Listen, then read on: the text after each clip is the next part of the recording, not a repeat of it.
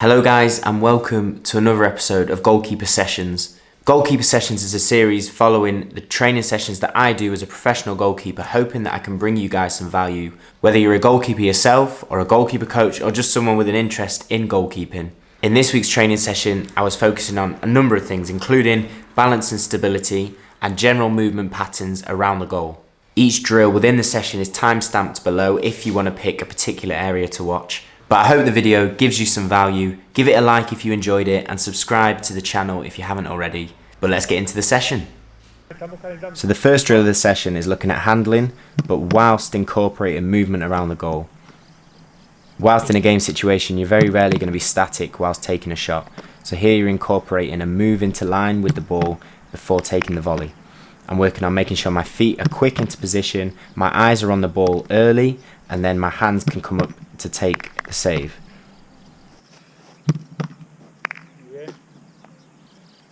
Similar with this element of the drill, just a different movement pattern. Dropping down onto my line, eyes on the ball, and take the service.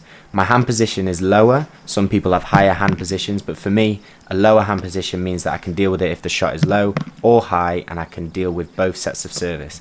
But quick feet into line, eyes on the ball, and set to make sure that your hands take it cleanly.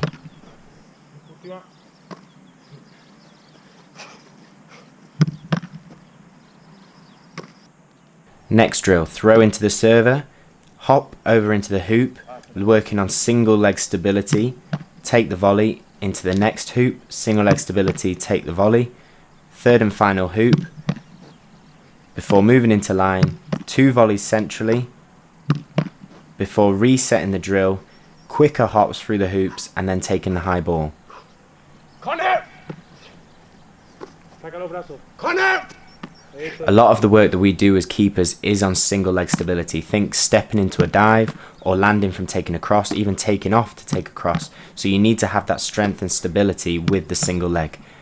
Incorporating the volley means you have to think about it more, but then you obviously move into the volleys centrally and the high ball.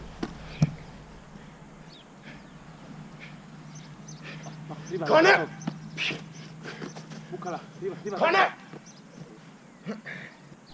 Next drill, starting with a service from the floor, both feet, symmetrical distribution, more stability and strength with the single leg, into the basic position and then into a pickup.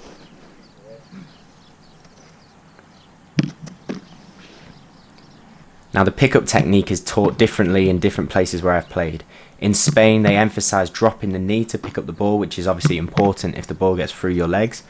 I often learned when as a kid was to have the legs apart and to scoop the ball, which I found much more mobile in terms of taking it, but coaches like to teach different ones, so you have to adapt and learn to do both. Here on this drill we're doing something similar, get into line and then take the pickup. Fast feet first after the pass, into line, set with the second touch pass, round the cone and into the pickup.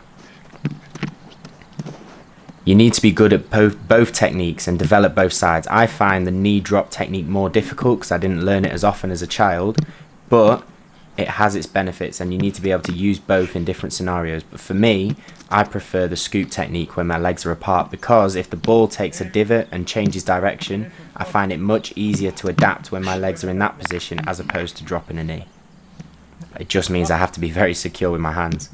Next drill, first time pass, skipping through, 2 touches, return the ball, into line and then deal with the service. Again, similar to the previous drills, looking at movement patterns around the goal. These are very similar patterns that you'd be doing in a game, taking touches, getting back into line, adjusting to where the ball is before taking the service.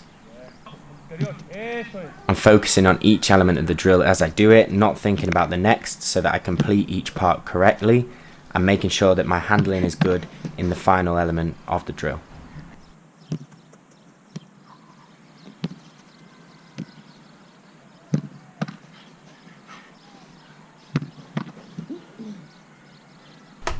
The next drill is looking at the first touch and long pass again, similar to drills that I've done in previous training sessions.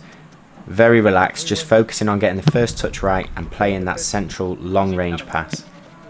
I found whilst doing this drill that it was becoming much more mechanical in terms of how I take my touch, how I look to play the pass.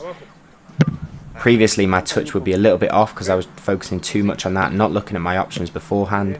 It's just a simple touch in front, giving you the space for you to flow through the movement and then play the long range pass, with both feet, as always, working on that symmetrical distribution. Nice and easy, not overthought, just relaxed in terms of movement and playing the pass.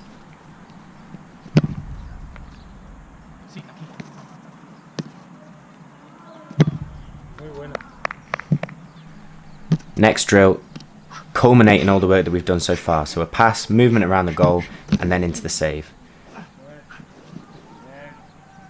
My thoughts on this drill was I wasn't quite as explosive as I wanted to be with the saves, but we had done a lot of work previously. I would want to try and make that save, for example, by exploding quicker into the dive. But it's a typical movement around the goal. You may be coming out to smother, have to retreat, get to one side, get back across and make the save.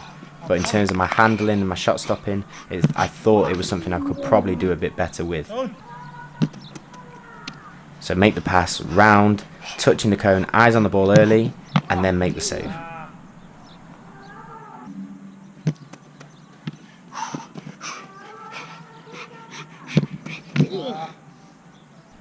So finally, to finish the session, we looked at just general saving within your zone. So those two cones represent the area of your goal that you wouldn't want to concede anywhere because it's your zone of the goal, not in the corners.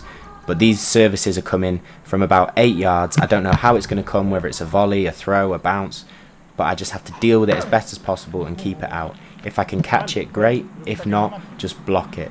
Think of realistic situations where a shot comes through in your bubble and you need to make the save however possible. It might not be clean, it might not be technically perfect, but just deal with it and make the save.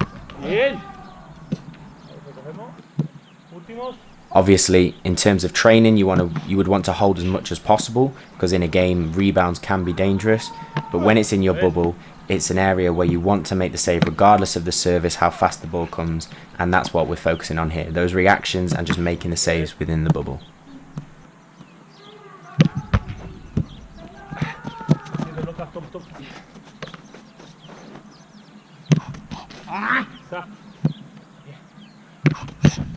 So, bien, bien.